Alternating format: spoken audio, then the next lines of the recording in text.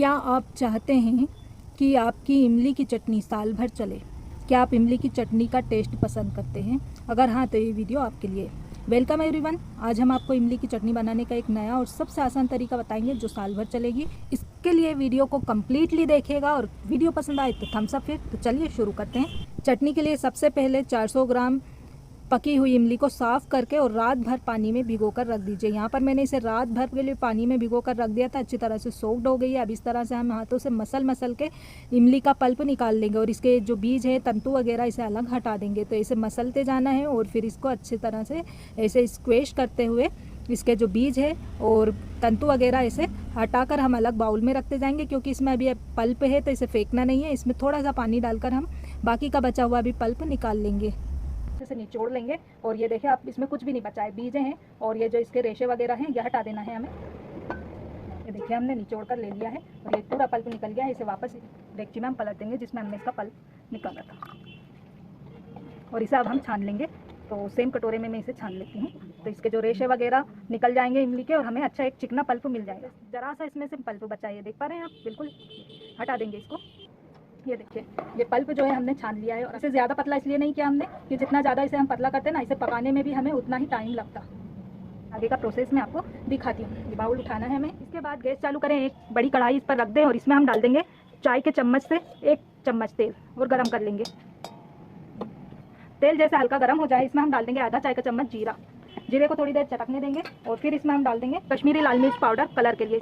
देखिए तेल में कश्मीरी लाल मिर्च हम डालते हैं ना, कलर बहुत अच्छा आ जाता है। अब इसमें हम डाल देंगे इमली का पल्प जो हमने निकाल कर रखा था। और इमली का पल्प डालकर अच्छे से मिक्स कर देना है। हमने अच्छे से मिक्स कर दिया है। अब इसमें हम डालेंगे शक्कर और गुड़। तो यहाँ पर हमने 400 ग्राम इमली ली थी, इस हिसाब से इसमें हम डाल देंगे 200 ग्राम चीनी और 200 ग्राम हमने यहाँ पर लिया है गुड़ क्रम्बल करके। और मेरे पास गुड़ जो है थोड़ा गीला गुड़ है, ये डाल देना है इसमें हमें। ये देखिए इसे हम अच्छे से मिक्स कर देंगे। आँच को मैंने धीमी कर दी थी, हल्का सा तेज कर देंगे मीडियम पर। गुड़ और शक्कर डालने से ये थोड़ा पतला हो जाता है, दोनों चीज़ मेल्ट होती है ना। तो इसे अब हमें पकाना है। बीच बीच में आँच को हम थोड़ा तेज़ और मध्य करते हुए पकाएंगे। कंटिन्यू चलाते हुए पकाना है गाढ़ा होने तक। और इस इमली की चटनी को गाढ़ा होने में 8 से 10 मिनट लग जाएंगे। आँच को फिर से तेज़ कर दें। इसे मैंने हाई फ्लेम पर पकाया। शुरू में इसे हाई फ्लेम पर पकाना है। जब ये थोड़ा उचटने लगेगी तो हम फ्लेम को धीमा कर देंगे। जैसे जैसे पकती जाएगी इसमें एक चमक आती जाएगी, बढ़िया सा कलर आता जाएगा। और ये आसपास की किनारों को ऐसे स्क्रैच करते हुए पकाइए, क्योंकि आसपास गाढ़ी जमने लगती है। देखिए पकते पकते थोड़ी गाढ़ी हो गई है। अब इसमें हम डालेंगे कुछ मसाले इसे टेस्टी बनाने के लिए। डालेंगे सौंठ का पाउडर 1 चाय का चमचा, सौंफ पाउडर आधा चाय का चम्मच और इतना ही हम लेंगे काली मिर्च का पाउडर। और इसमें हम डालेंगे थोड़ा सा काला नमक, इससे बढ़िया टेस्ट आएगा और मीठा स्वाद जो है इसका खुल जाता है। अच्छे से मिक्स करेंगे। अच्छा इसमें आप शक्कर अपने टेस्ट के हिसाब से डाल सकते हैं, आप चाहें तो थोड़ा शक्कर इसमें और मिला सकते हैं। अच्छे से मिक्स कर लेंगे और इसे हम थोड़ा सा गाढ़ा होने तक पकाएंगे। इसे मैंने पका लिया है, 5 मिनट और पकाया है और ये अच्छी गाढ़ी पक गई है। आप देख पा रहे होंगे, हम चम्मच से इसे ले रहे हैं ना, तो ये गाढ़ी गाढ़ी चम्मच के पीछे चिपक जा रही है।